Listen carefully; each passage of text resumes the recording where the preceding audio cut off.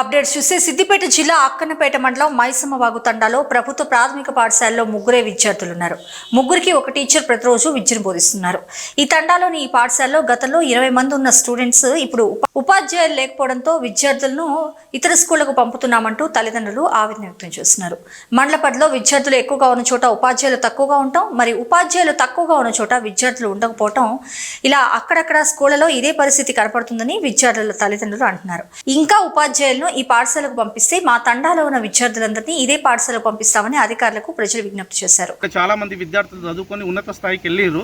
ఇవాళ ఒక ముగ్గురు నలుగురే పిల్లలు ఉండడానికి ఈ స్కూల్లో ప్రధాన కారణం ఏంటంటే, ఇవాళ ఈ పోటీ ప్రపంచంలో పిల్లవాడికి అన్ని రకాల సబ్జెక్టులు బోధించే పరిస్థితి ఈ స్కూల్లో లేదు. ఎందుకంటే ఒక టీచర్ మాత్రమే ఉన్నారు.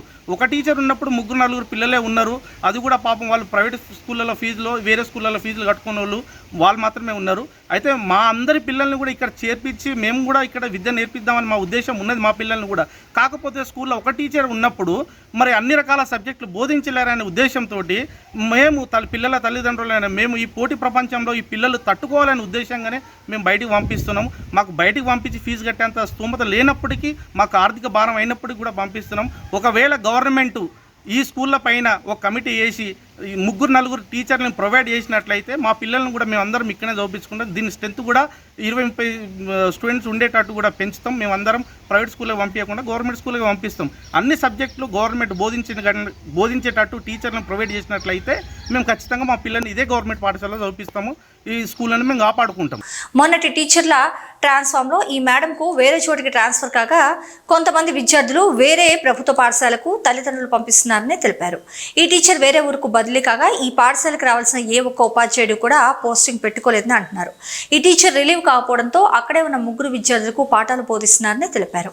ఇంకా ఉపాధ్యాయులను కేటాయిస్తే విద్యార్థుల సంఖ్య పెరిగే అవకాశం ఉందని వెల్లడించారు గ్రామస్తులు. ఈ పాఠశాలలో మొత్తం 4 మంది పిల్లలు ఉన్నారు. ఒకరు 1వ తరగతి, ఇంకొకరు 2వ తరగతి, 2 పిల్లలు 3వ తరగతిలో ఉన్నారు. మొత్తం 4 పిల్లలు. నేను ఒక్కదాన్ని ఇక్కడ వర్క్ చేస్తున్నాను.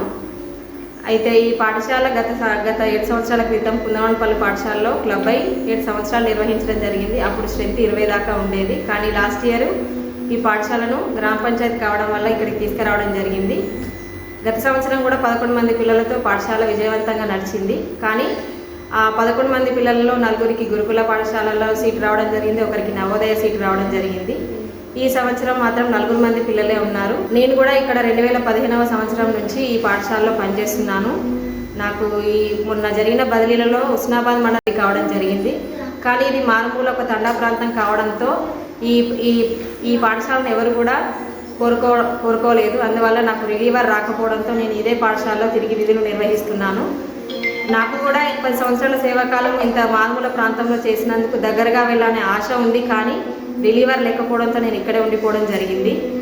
ఇక్కడ ఈ తండాలో ఉన్న చాలామంది పిల్లలు కూడా రెసిడెన్షియల్ స్కూళ్ళకి వెళ్ళడం వల్ల ఇక్కడ కూడా తండాలో పిల్లలు కూడా చాలా తక్కువగా ఉన్నారు, స్కూల్కి వచ్చే పిల్లలు కూడా. కావున గవర్నమెంట్ కొంచెం శ్రద్ధ వహించి మండలానికి ఒక 10 స్కూళ్ళను ఫుల్ ప్లేడ్జ్గా డెవలప్ చేసి క్లాస్కి ఒక ఉపాధ్యాయుని నియమించి అన్ని రకాల సౌకర్యాలు కల్పించినట్లయితే పేద ప్రజలకు మంచి విద్యను అందించే అవకాశం ఉంటుందని, ఈ విషయం పట్ల ప్రభుత్వం కొంచెం అంత శ్రద్ధ వహించాలని ఒక ఉపాధ్యాయురాలుగా నేను కోరుకుంటున్నాను.